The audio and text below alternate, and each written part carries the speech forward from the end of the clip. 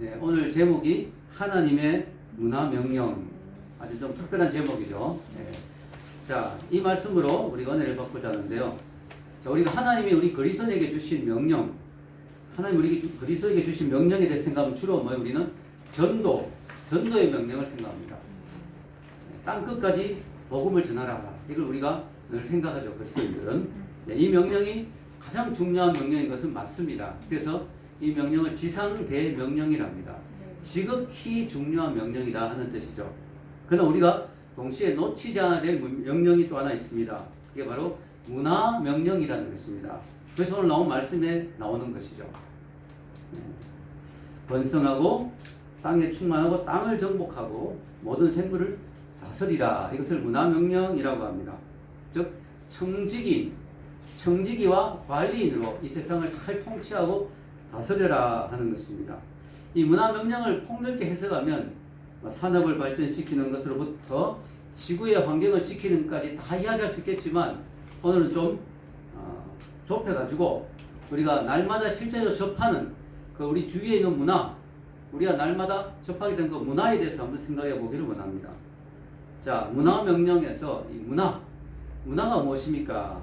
문화는요, 우리가 매일 경험하고 느끼고 호흡하는 것입니다. 그래서 문화는 마치 물고기에게는 물과 같고 또 우리 인간에게는 공기와 같습니다. 이것들의 특징은 뭐냐면은 평상시에는 그 존재를 느끼지 못하지만 그것이 없이는 살 수가 없다는 거죠. 자, 여러분 예를 들어 보겠습니다. 여러분 이제 스마트폰 없이 살 수 있겠습니까?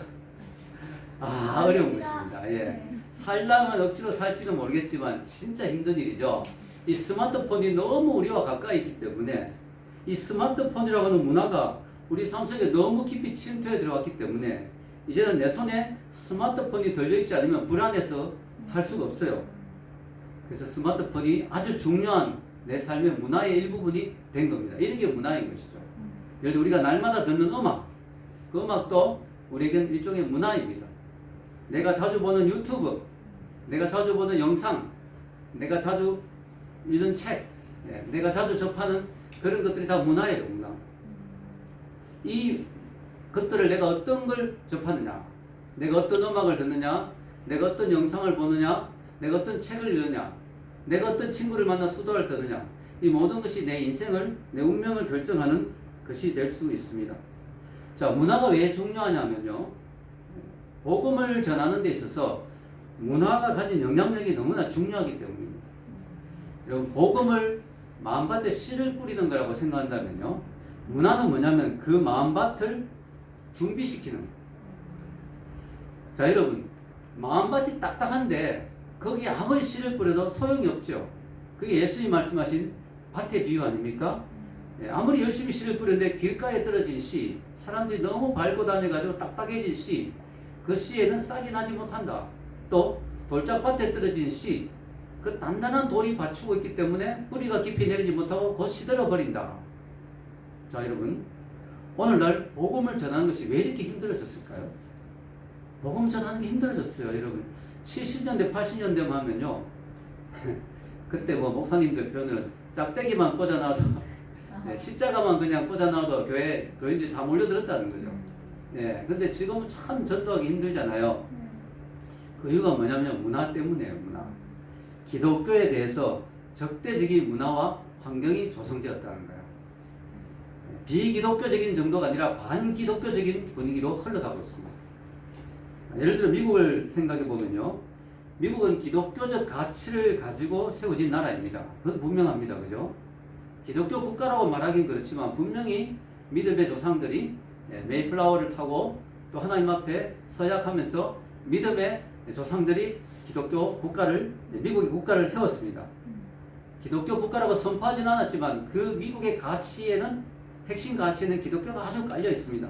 자, 그런데요, 어느 때부터인가 미국의 분위기가 점점점 비기독교적이다가 지금은 반기독교적인 분위기로 흘러가고 있어요. 목사님들이 예배를 드리다가 막 수갑을 취해서 가기도 하고, 길거리에서 전도하다가 잡혀가기도 하고, 이런 분위기로 지금 가고 있습니다. 이게 하루아침에 일어난 일이 아니에요. 하루아침에 일어난 일은 아닌데 서서히 기독교 문화가 사라지고 기독교에 대한 반기독교적인 문화가 자리를 잡게 된 거예요. 그래서 여러분 문화가 그렇게 중요한 거예요. 왜냐? 문화가 지금 비기독교적으로 가고 있기 때문에 이렇게 복음을 전하기가 어려워진 거예요. 사람들의 마음이 딱딱해진 거예요. 미국에 헤돈 로빈슨 목사님이란 분은요, 이걸 뭐라고 어떻게 표현했냐면 기가 막히게 표현했죠. 우리가 지금 과거의 기독교인들은 홈그라운드에서 경기하는 선수와 같았다. 여러분 홈그라운드는 얼마나 분위기가 좋습니까? 홈그라운드. 근데 지금은 어떠냐? 지금은 적지에서 하는 경기와 같다. 여러분 우리가 요즘 올림픽도 하고 있지만요, 한국에서 올림픽 할 때는 선수들이 막 힘이 나죠. 왜냐면 관중들이 전부 한국 사람들이 막 응원해주고 막 박수 쳐주고 하니까 힘이 나잖아요. 근데 막 적지에 들어가서 경기하는 어웨이 경기라 그러죠. 너무너무 힘들죠. 막 조금만 잘못해도 비난하고 막 욕하고, 그러니까 막 주눅이 들었어. 경기가 잘 안 풀리죠. 그거와 같은 거예요. 그래서 옛날에는 기독교를 전하기가 너무 쉬웠어요. 사람들의 마음이 준비되어 있고 기독교에 대한 친화적이고 복음을 전하면 사람들의 마음이 열려 있고. 근데 지금은 거부감이 있고 딱딱하고, 특히 한국에 또 더 심해졌죠. 요즘 코로나 때문에 기독교에 대한 아주 안 좋은 이미지가 많이 있고. 그래서 이 적지에서 경기를 하는 것과 같은 그런 인식이 됐다. 왜? 문화가 바뀌었다. 문화가. 그래서 또 여기 보면 어윈 루처 목사님은 또 이렇게 표현했습니다. 오늘날 이 교회를 바벨론 제국에 있는 교회라고 표현할 수 있다. 자, 여러분 옛날에 이스라엘 백성이 바벨론 제국에 끌려갔잖아요. 얼마나 힘들었습니까? 왜냐? 그것은 우상이 가득 찬 것입니다. 그것은 그 하나님을 믿지 않는 것입니다. 그래서 하나님 믿는 사람들을 박해하는 것입니다. 거기서 그들은 신앙을 지키고 세속적인 문화에 대항하면서 하나님을 믿으려고 하니까 얼마나 힘들었습니까? 그죠? 신앙을 지키기가 너무 힘들었어요. 오늘날 교회가 그런 상황에 처해 있다는 거죠. 바벨론 제국에 유배된 그런 이스라엘 백성과 같은 상태다, 교회가. 주위에 전부 세속적인 문화가 있고, 전부 기독교에 대해서 반감을 가지고 있고, 전부 우상을 숭배하고 있고, 물론 뭐 우상을 보고 절하진 않지만 쾌락이나 물질이나 성공이나 이런 우상을 다 따르고 있잖아요. 사람들이 몰려가고 있고, 여기서 정말 하나님의 백성으로 산다는 건 정말 백성의 정체성을 지킨다는 건 참 어려운 시대가 됐다. 자, 이 모든 것이 뭐냐? 문화라는 거죠. 문화가 바뀌었다. 이걸 다른 말로 하면 우리 문화의 핵심 가치들이 바뀌어버린다. 너무나 충격적인 것이죠. 핵심 가치가 바뀌었다는 건 뭐냐면 옳고 그름에 대한 기준이 바뀌었다. 과거에는 이것이 옳다 생각했던 것이 지금은 그것이 털렸다라고 이야기합니다. 과거에 이건 말도 안 된다, 털렸다라고 생각해서 지금 그게 옳다라고 이야기합니다. 이런 시대가 됐다는 거예요. 한마디로 삶의 기준이 바뀌었다. 그래서 기독교는 기준이 분명한 종교잖아요. 기독교는 타협하지 않잖아요. 옳고 그런 게 분명하잖아요. 아닌 건 아닌 거잖아요. 그래서 기독교인들이 욕을 먹고 고립됩니다. 왜냐?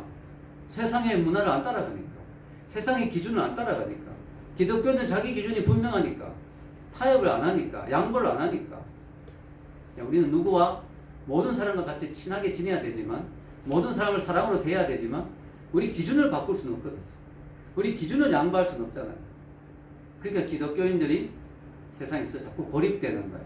왕따 되는 거죠, 왕따. 왕이신 주님을 따르는 사람. 저는 왕따를 그렇게 표현하고 싶은데. 어쨌든 왕따가 되는 겁니다, 왕따. 그래서 여러분, 우리가 이런 말 자주 듣죠. 기독교인들은 영적 전쟁을 치러야 된다. 우리 삶의 현장이 영적 전쟁이다. 이걸 다른 말로 하면 문화와의 전쟁이에요. 세속적인 문화 속에서 어떻게 우리가 거룩을 유지하고 어떻게 하면 이 적대적인 문화 속에서 그리스도의 사랑을 품고 나갈 것인가. 왜냐하면 우리에게 적대적으로 한다고 우리도 같이 적대적으로 해버리면 복음이 안 들어가잖아요. 복음을 전할 수가 없잖아요. 그러니까 우리는 이 적대적인 문화 속에서도 그리스도의 사랑을 품고 그들에게 다가가서 그들에게 감동을 주고 그들에게 복음을 전해야 될 엄청난 사명을 가지고 있는 거죠. 이게 오늘날 기독교인들이 갖고 있는 선교적 과제입니다. 힘든 것이죠. 자, 현재 문화의 상황은 어떠냐? 우리가 상상한 것 이상으로 타락했습니다. 그죠? 너무너무 심각하죠? 이 타락은 유럽에서 가장 먼저 나타난 것 같아요. 제가 30년 전인가요? 91년도에 네덜란드에 갔었는데, 선교 때문에.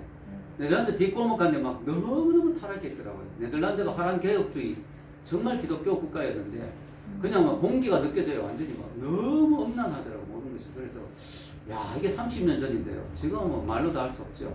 자, 유럽에서 시작되어 이것이 미국으로 넘어갔고요. 이제 한국도 많이 영향을 받고 있습니다. 이런 기독교적에서 타락되고 또 반기독교적인 문화가 한국에도 많이 들어와 있습니다. 자, 어느 정도냐? 영국의 걸스카우트에서는 몇 년 전에 이런 지침을 내렸어요. 이제 남자라도, 심지어 남자 성인이라도 여자 아이들, 걸스카우트 아이들이 있는 곳에 들어가서 같이 자고 같이 샤워도 할 수 있다. 자기가 여자라고 정체성을 가지고 있다.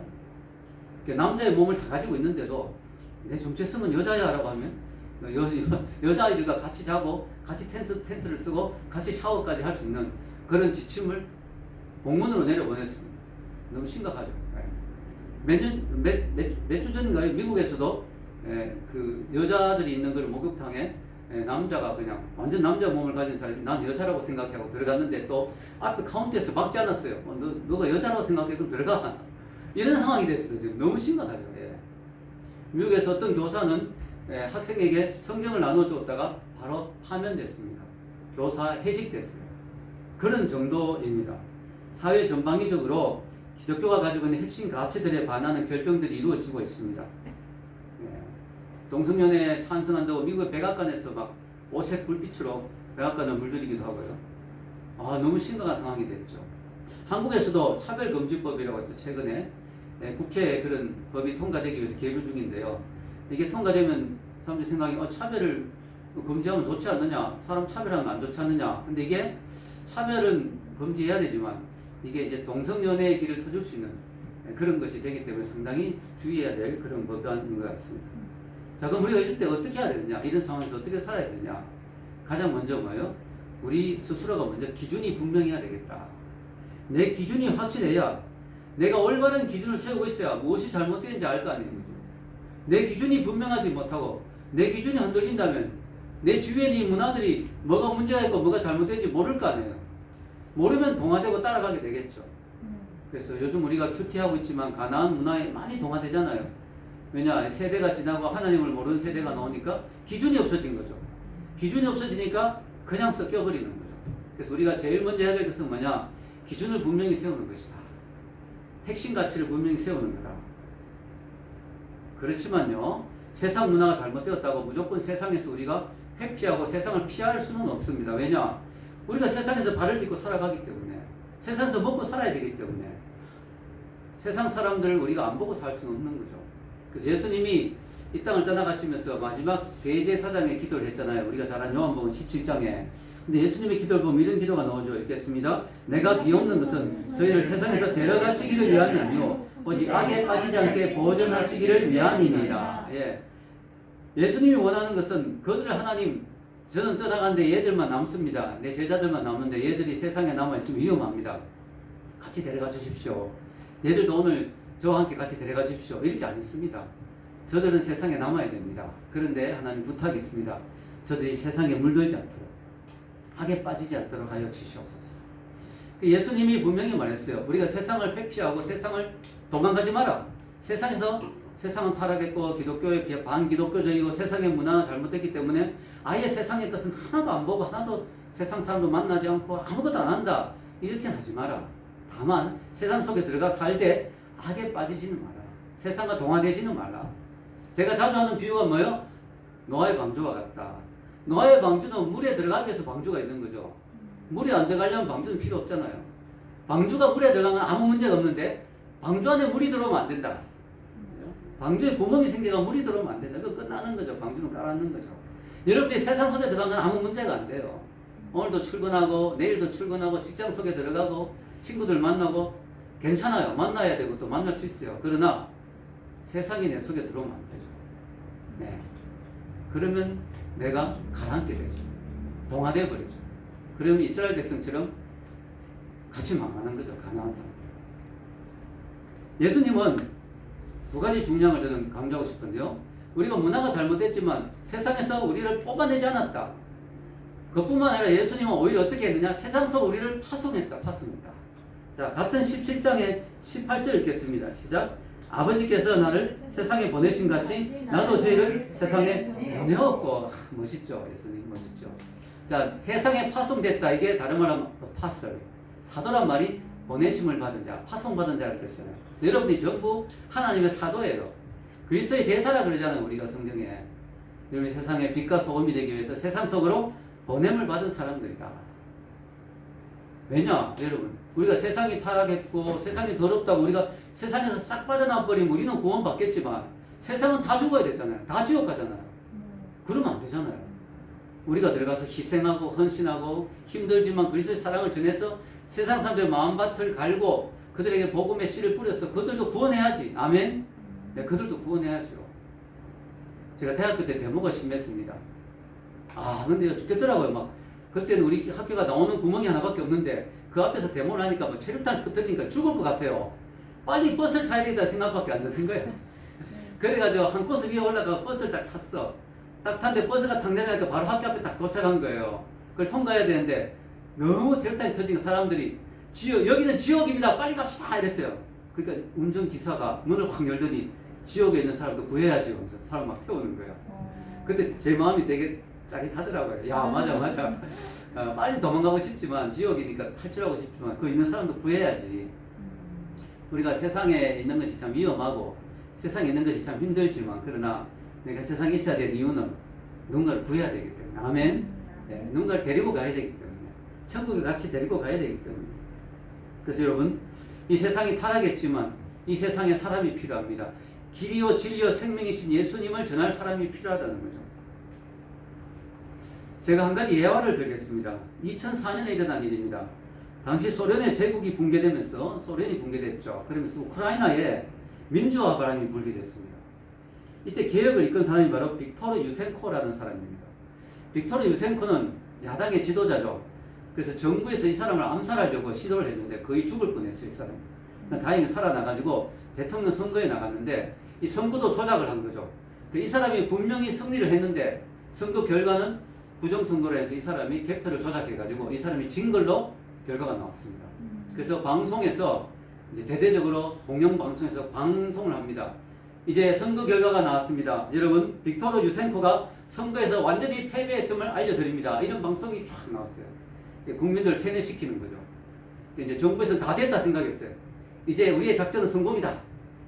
근데 그들이 놓친 부분이 하나 있었어요. 그게 뭐냐면 화면 오른쪽 밑에 조그만 박스가 하나 있는데 거기에 수화 방송이 그 나오는 내용을 수화로 통역하는 그 통역이 보통 나오잖아요. 이렇게 막 하는 거. 그게 조그맣게 나온 거야. 큰 화면에 밑에 작은 화면에 있을 때 그 생각을 못 한 거야. 이 작은 화면을 통역하던 그 여자분은 그 부모님이 다 청각 장애인이에요. 그래서 이 사람은 말을 잘하고 잘 듣는데 부모님 때문에 청각 장애인 때문에 수화를 다 배운 거예요. 그래서 말을 듣고 자기가 통역을 그대로 해야 되는데 이 사람이 이렇게 통역을 합니다. 여러분, 저는 우크라이나의 모든 청각장애 시민들에게 말씀드립니다. 정부에서 하는 말을 믿지 마십시오. 그들은 거짓말을 하고 있습니다. 저는 부끄러워서 그 거짓말을 통역할 수가 없습니다. 우리의 대통령은 유센코입니다. 이렇게 번역을 해버린 거예요. 이 용감한 여인의 이름은 나탈라 드미트루크였습니다. 이 용감한 여성의 메시지에 청각장애인들이 다 보게 된 거예요. 그 말을 다 알아들은 거죠. 그들이 SNS로 막 날았습니다. 이번에 부정선거래 유센코가 사실은 승리했대. 막 다 날았습니다. 그러니까 이 이야기를 알게 된 사람들이 막 기자가 또 그 방송에 나오고 막 또 기사에 싣고 사람들이 막 몰려나오기 시작하면서 오렌지색을 입고 100만 명이 넘는 사람들이 몰려나와가지고 대대적인 데모를 하게 됐어요. 그래서 결국은 그들이 다시 선거를 할 수밖에 없는 상황이 되어서 유센코가 대통령이 됐습니다. 그것이 그 유명한 오렌지 혁명입니다. 제가 왜 이야기를 하냐면요. 오늘 이 세상에는 두 개의 화면이 있어요. 큰 화면이 있고 그 밑에 작은 화면이 있습니다. 큰 화면에 세상의 유력한 인사들, 정치인들, 지도자들, 리더들, 아이돌들, 연예인들이 나와서 이야기합니다. 여러분, 인생은 한 번밖에 없습니다. 인생은 즐기는 것입니다. 인생은 마음껏 소비하는 것입니다. 인생은 탐닉하고 즐기는 것입니다. 인생에 뭐 있습니까? 별거 있습니까? 많이 벌어서 많이 즐깁시다. 이게 그들이 주는 메시지입니다. 많은 사람들이 그것이 메시지인 줄 알고 그것이 진리인 줄 알고 막 보고 있을 때 그 화면 오른쪽 밑에 아주 작은 화면에 예수라는 분이 통역사로 나옵니다. 그리고 예수님이 이렇게 말씀하십니다. 큰 화면을 믿지 마시오. 거짓말입니다. 복된 사람은 부자가 아니라 심령이 가난한 자입니다. 진리에 목마른 사람이 박해받는 사람이 복이 있습니다. 성공만을 추구하며 살아가는 인생은 허무합니다. 의미를 추구하는 인생이 되어야 합니다. 다른 사람들 위해 군림하는 인생은 성공이 아닙니다. 남을 위해 희생하고 헌신하는 그 삶이 진정한 성공입니다. 이렇게 이야기한다는 거예요. 이렇게 우리에겐 두 개의 화면이 있습니다. 이 세상은 문화라는 이름으로 사람들에게 큰 화면에 가치관을 주입시킵니다. 끊임없이 우리에게 엄청난 걸 주입시킵니다. 요즘은 유튜브가 나서 더 심하죠. 하루 24시간 막 계속 보니까 우리 유튜브의 재단에 얼마나 많은 시간을 갖다 바치는지 모릅니다. 우리가 회개해야 되죠. 근데 우리에게 계속 세상적인 가치관이 주입됩니다. 그때 성경의 화면이 열리죠. 작은 화면이 열리면서 우리에게 이야기합니다. 참된 가치는 그게 아니다. 우리가 해야 될 일이 뭡니까? 세상 사람들이 큰 화면을 보면서 세상의 그 큰 메시지에 속아서 그 인생의 답이 그것이냐고 추구할 때 우리가 작은 화면이 되어서 그게 아니라고, 진리는 이거라고 이야기할 수 있는 사람이 되어야 될 줄로 믿습니다. 힘들 때가 많을 겁니다. 왜냐하면 사람들은 큰 화면만 보려고 하니까요. 큰 화면이 화려하잖아요. 큰 화면이 번쩍번쩍거리잖아요. 멋있잖아요. 작은 화면 눈에 잘 안 보이잖아요. 그러나 그럼에도 불구하고 우리는 이 일을 계속해야 됩니다. 왜냐? 그래도 누군가는 보고 있을 것이기 때문에. 네, 누군가는 보고 있다는 거죠. 제가 유튜브를 하고 있잖아요. 먹방 이런 것만 몇백만 명 모입니다. 근데 제가 참된 생명의 양식을 전하는데 몇백 명밖에 안 옵니다. 그래도 합니다. 왜냐? 누군가는 보고 있기 때문에. 제가 이걸 준비하면서 제 유튜브를 몇 명이 봤나 싶더니 10,000명 이상이 지금까지 시청했더라고요. 만 번 이상의 시청을 했더라고요. 그래도 누군가는 보고 있다는 거죠. 그리고 가장 중요한 건 뭐예요? 우리 하나님이 보고 계신다. 여러분들이 작은 화면이지만, 작은 목소리지만 그래도 진리가 이겁니다. 인생의 답은 진짜 이겁니다. 라고 계속 외칠 때 누군가는 듣는다는 거죠. 그리고 여러분의 그 목소리를 하나님은 듣고 계십니다. 아멘? 네. 문화의 꽃은 예술입니다. 문화가 가장 아름다운 모습으로 꼽힌 것이 바로 예술이라고 생각합니다. 여러분, 예술은 정말 아름답죠. 저는 목사로서 찬양을 많이 듣지만 가끔씩 클래식을 듣습니다. 근데 여러분, 클래식은 찬양이 갖고 있는 기쁨은 없지만, 그러나 클래식을 들으면 마음이 평안하고 영혼이 정결해지는 것을 느낍니다. 그래서 그런 생각을 자주 해요. 야, 클래식, 정말 좋은 클래식은 참 인간이 같은 인간에게 남겨준 중요한 문화유산이구나. 참 인류의 귀한 문화유산이구나 하는 생각을 합니다. 여러분, 클래식만 그렇겠습니까? 미술작품이나 조각품 혹은 멋진 건축물도 중요한 인류의 문화유산이죠. 인간이 이렇게 멋진 창조를 할 수 있는 이유는 우리 하나님의 형상대로 지음받았기 때문이죠. 창세기 1장 27절 읽겠습니다. 하나님이 자기의 형상 곧 하나님의 형상대로 사람을 창조하시되 남자와 여자를 창조하시고, 하나님대로, 우리가 하나님의 형상대로 지음받았는데요. 하나님 자신이 예술가예요. 천지 창조를 예술 작품을 만든 걸로 표현할 수가 있습니다. 예술가들이 한 일이 뭐냐면 먼저 캔버스를 준비하죠. 큰 화폭을 준비하고 거기에 그림을 그려놓잖아요. 그쯤 하나님이 뭐예요? 궁창과 하늘과 땅과 바다를 다 미리 준비해놔요. 창조 순서를 보면. 그리고 거기에 하나씩 채워넣습니다. 별과 달과 구름과 새와 꽃과 인간, 동물들 다 채워넣어요. 바다의 물고기와. 그리고 예술가가 그림을 다 그리고 어떻게 해요? 자기 작품을 보면서 참 좋다 하듯이 하나님도 만드시고 보시기에 좋았다고 이야기하십니다. 인간이 하나님의 형상을 닮았기 때문에 인간에게 창조의 능력이 있습니다. 그런데 문제는 뭘까요? 인간이 타락해버렸다는 거죠. 그러다 보니까 인간이 만드는 예술 작품이 타락한 작품이 많이 나온다는 거예요. 더 심해진 거죠, 지금.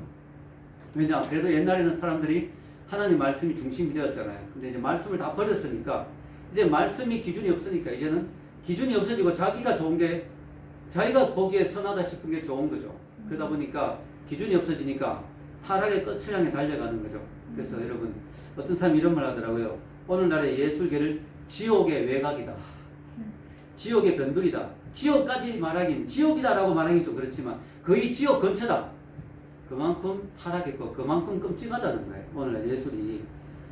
이제는 막 예술이요, 그냥 맛이 갔어요. 그래서 이게 진짜 작품인지 아이들 장난인지 알 수가 없어요. 미국의 국립 디자인 아카데미에서 몇 년 전에 미술 대회를 했는데 어떤 사람의 작품이 2위로 입상을 했습니다. 2위로. 그래서 심사위원들이 앞에 나와서 소감을 이야기해 주시지 않으니까 2위로 입상한 그 사람이 나와서 이런 말을 했습니다. 저의 부족한 작품을 2위로 뽑아주시니 너무 감사합니다. 그것만으로도 너무 감사하지만 그래도 저에게 궁금한 게 하나 있습니다.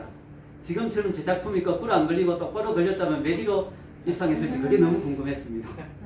알고 보니까 이 작품이 실수로 거꾸로 걸렸는데 그걸 2위로 뽑은 거예요. 이게 이러면 작품에 대한 객관적인 기준이 없으니까 이제는 심사위원들이 작품이 거꾸로 뒤집힌 것도 모르고 그냥 심사에서 2등으로 뽑는 거예요. 또 이런 일도 있었습니다.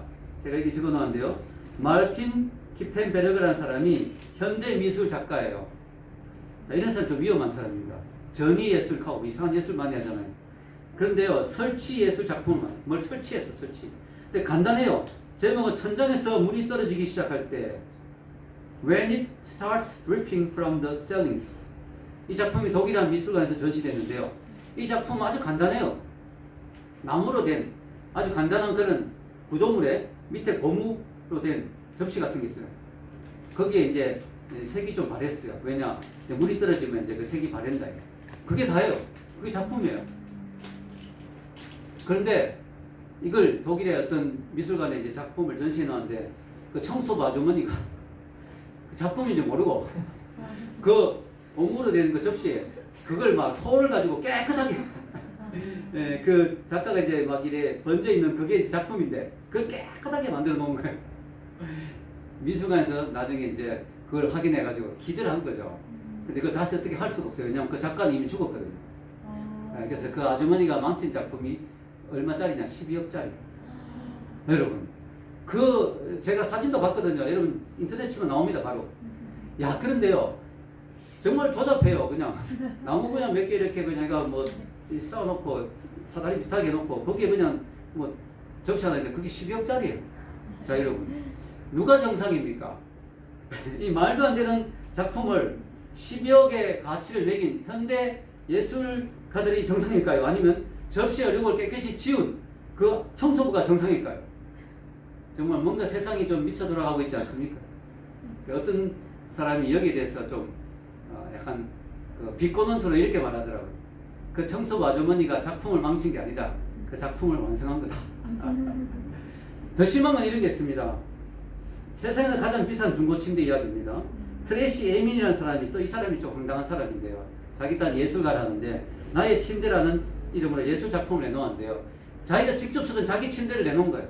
그리고 이게 예술 작품인데 침대에 온갖 더러운 쓰레기 그대로 다 있고 심지어는 담배꽁초와 피임 도구, 더러운 옷, 빈술병 온갖 쓰레기를 넣어놓고 이게 내 인생의 전부를 내 인생 자체를 보여주는 거다. 이런 식으로 해서 나의 침대라고 내놓았습니다. 이 작품은 공개되자마자 평단의 극찬을 받았습니다.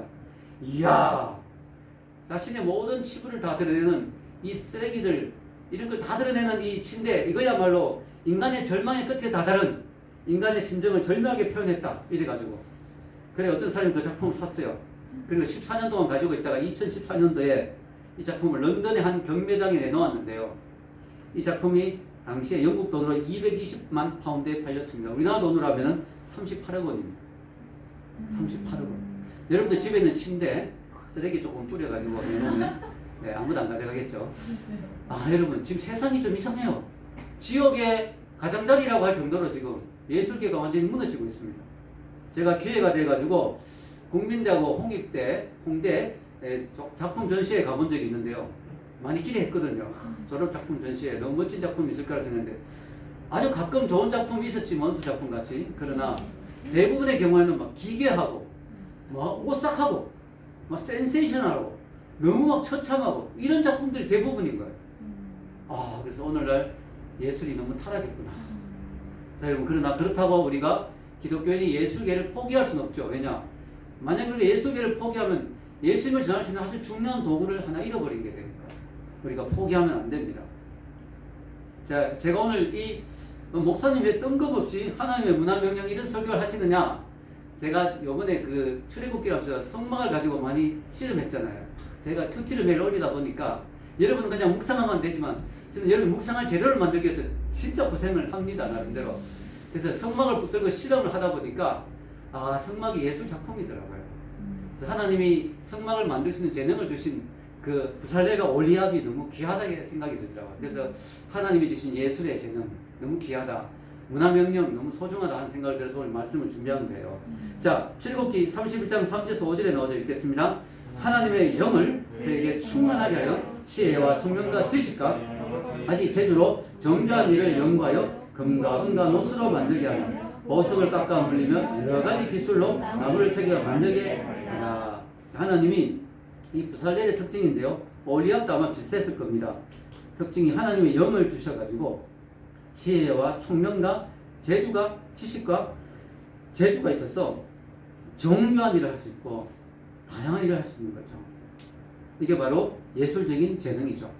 예술적인 재능도 하나님 주신 거예요. 여러분이 예술적인 재능이 있다는 건 하나님이 주신 거예요. 예, 이건 뭐 내가 예술적인 재능 좀 가져야 한다고 되는 게 아니에요. 예. 여러분 우리 에스더가 그림을 좀 잘 그리는데 진짜 어릴 때 말도 제대로 못해 돼지 그려봐니까 코를 툭툭 타더니 싹 그리는데 너무 신기한 게 진짜 돼지 같은 거예요. 나는 그렇게 못 그리겠는데 너무 신기하더라고요. 아, 이 재능이 있구나. 하나님 우리에게 주신 재능, 시를 잘 쓰는 거나 그림을 잘 그리는 거나 음악을 잘하는 거나 춤을 잘 추는 거나 우리 혜림이는 춤을 또 열심히 추잖아요. 춤을 잘 추는 거나 여러분이 또 디자인, 은수같이 디자인을 잘한다든가 또 어떤 사람 유튜브 영상을 잘 만든다든가 이렇게 다 재능이에요. 재능. 예. 어떤 사람 옷을 또 잘 만드는 우리 교회 자매님, 어떤 어머님은 또 웨딩 디자인이라서 옷을 너무너무 예쁘게 잘 만드신다 하더라고요. 그래서 여러분 그런 재능이 있고 재능이 너무너무 귀하죠. 예. 이 설교 한 편 만든 것도 저는 재능이라 생각해요. 이것도 뭐 아무나 할 수 없는 거니까. 다양한 재능이 있습니다. 그죠? 너무 귀하죠. 중요한 건 뭐냐? 이걸 모두 하나님의 영광을 위해서 써야 된다. 근데 우리가 이 재능을 쓸 때요, 세상 사람들이 그 재능을 싫어할 수도 있어요. 왜? 세상과 잘 안 맞을 수도 있어요. 세상 사람들이 보기에 여러분이 반란을 한다고 느낄 수 있어요. 반란한다. 반역한다. 네. 왜? 현재적인 가치와 안 맞는 그림을 그린다. 은수가 많이 닦였잖아요. 그 미대에서 그 교수님들한테 은수 너는 안 돼. 왜 이런 작품을 만들고 있어? 뭐 이렇게 넌 더 타락해 봐야 돼. 그래야지 작품이 나와. 뭐 이런 소리까지 하는 교수님이 있을 정도로. 근데 우리가 기억해야 될 것은 뭐냐? 우리가 만든 작품이 세상이 보기에 반란으로 느껴지더라도 사실은 하나님 보시기에는 그들이 먼저 하나님께 반란을 일으킨 거다. 하나님 보시기에 세상의 작품들이 불법이다. 자, 여러분 에더 스태처가 이런 말을 했습니다. 여기 적어놓았는데요. 세상이 일으킨 위법의 반란은 불법이다. 물론 반란이 현실처럼 느껴지지만 이게 문제죠. 반란이 현실처럼 느껴지지만 하나님이 여전히 모든 것의 지배자라는 현실을 바꾸지는 않는다. 사람들은 반란이 성공했다고 생각할지 모르지만 예수님이 여전히 주권자라는 사실을 완전히 피해가지는 못한다. 그래서 여러분 좌절하지 마십시오. 하나님을 위해서 여러분 아름다운 작품을 내놓을 때 사람들이 비웃고 조롱해도 좌절하지 마십시오. 왜냐? 세상 사람들이 보기에 반란인 같이 느껴지더라도 세상 사람들이 보기에 우스운 작품으로 느껴지더라도 하나님 보시기에 그 작품이 정말 귀한 작품이기 때문입니다. 자, 결론을 내리겠습니다. 저 오늘 하나님의 문화명령이라는 제목으로 말씀을 나누었습니다. 우리가 전도 명령 못지않게 중요한 것은 하나님 주신 문화명령을 잘 지키는 거다. 왜냐? 전도의 밭을 준비하는 것이기 때문이죠. 우리가 이렇게 그 부분에 대해서 신경을 쓰지 않다 보니까 세상 사람들이 다 점령됐어요. 세상 사람들이 문화를 다 잡고 있어요. 우리가 다시 문화에 관심을 가지고 예술 작품들을 많이 올려드려야 될 줄로 믿습니다. 또한 내가 가지고 있는 예술 재능으로 내 모든 삶의 모든 부분을 하나님 앞에 작품으로 올려드려야 될 줄로 믿습니다. 저도 한 편의 설교를 준비하면서 5번, 6번 또 읽고 고치고 이 작품이 이 설교가 바로 출판돼서 나오더라도 문제가 없을 정도로 저는 한 편의 설교를 하나님 앞에 작품이라 생각하고 올려드립니다. 여러분도 마찬가지라고 생각합니다. 여러분의 인생 자체가 하나의 작품이에요. 성경은 여러분의 인생을 집을 짓는 걸로 비유하잖아요. 고린도전서 3장 10절 읽어보겠습니다. 내게 주신 하나님의 은혜를 따라 내가 지혜로운 건축자와 같이 틀을 닦아두매 다른 이가 그 위에 세우나 그는 각각 어떻게 그 위에 세울까를 조심할지니라.